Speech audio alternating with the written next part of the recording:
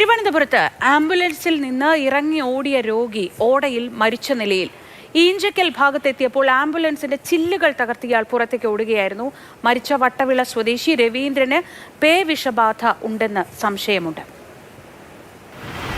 പാറശാല വട്ടവള സ്വദേശി രവീന്ദ്രന് ആരോഗ്യ പ്രശ്നങ്ങൾ ഉണ്ടായിരുന്നു. പുലർച്ചെയായപ്പോൾ അത് കൂടുതൽ വഷളായപ്പോഴാണ് 108 ആംബുലൻസ് വിളിച്ച് ബന്ധുക്കൾ രവീന്ദ്രനെ ആശുപത്രിയിലേക്ക് കൊണ്ടുപോകാൻ വന്നത്. ബൈപ്പാസ് വഴിയായിരുന്നു യാത്ര.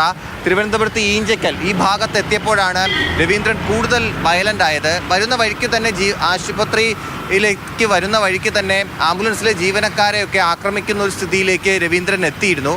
പക്ഷേ ഈഞ്ചക്കൽ ഭാഗത്തെത്തിയപ്പോൾ ആംബുലൻസിൽ നിന്ന് അദ്ദേഹം ഇറങ്ങി ഓടുന്ന ഒരു അവസ്ഥയുണ്ടായി. ഈഞ്ചക്കൽ ഭാഗം എന്ന് പറയുമ്പോൾ ഇവിടെ ഈ റോഡ് പണി നടക്കുന്നുണ്ട്, പാലത്തിൻ്റെ പണി നടക്കുന്നതുകൊണ്ട് സർവീസ് റോഡ് വഴിയാണ് യാത്ര. അവിടെ നിന്നാണ് ആംബുലൻസിൽ നിന്ന് അദ്ദേഹം ഇറങ്ങി ഓടി ഈ ഭാഗത്ത് ഈ ഓടയിലാണ് അദ്ദേഹത്തെ മരിച്ച നിലയിൽ കണ്ടെത്തുന്നത്.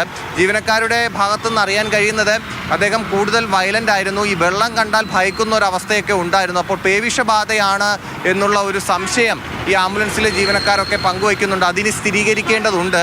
എന്തായാലും മൃതദേഹം ഇവിടെ നിന്ന് മാറ്റിയിട്ടുണ്ട്. പുലർച്ചെ ആയതുകൊണ്ട് തന്നെ ഈ കടകളൊന്നും തുറന്നിട്ടുണ്ടായിരുന്നില്ല, ഇവരൊന്നും അറിഞ്ഞതും ഉണ്ടായിരുന്നില്ല. പിന്നെ ചില ഓട്ടോ ഡ്രൈവേഴ്സും മറ്റുമൊക്കെയാണ് ഇവിടെ ഉണ്ടായിരുന്നതും. ആ സമയത്ത് ചെറിയൊരു ഗതാഗത കുരുക്കൊക്കെ ഇവിടെ ഉണ്ടാവുകയും ചെയ്തു.